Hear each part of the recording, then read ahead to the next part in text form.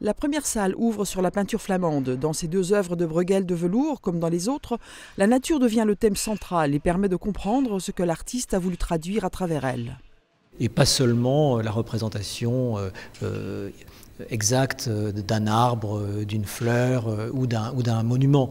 Et c'est vrai qu'il y a toute une composition, il y a tout un travail de réflexion qu'il était intéressant de montrer.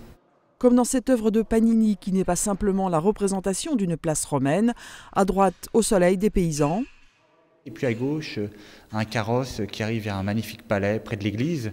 Et la lumière glisse de droite à gauche. Et en fait, on se rend compte que les personnages importants sont rejetés dans l'ombre et que les personnages les plus visibles, ce sont les paysans. Donc en fait, il y a une sorte de critique sociale du tableau. 2 siècles plus tard, l'art contemporain se sert toujours de la nature, même si le point de vue est différent, comme dans les œuvres du Danois Kirkeby ou Tilleul de l'Américaine Joan Mitchell. Elle a été très marquée par l'impressionnisme et le travail de Monet, qu'elle a beaucoup étudié, beaucoup regardé. Elle s'est installée d'ailleurs à Véteuil, donc dans ce village qui a été marqué par la présence de Monet. Et en fait, tout son travail est vraiment centré autour de cette question de la représentation de la nature et du paysage et de la représentation de l'intériorité de l'artiste, de ses sentiments face à cette nature. De nombreux événements auront lieu autour de cette exposition qui se tient au musée de Tessé jusqu'au 31 mars 2013.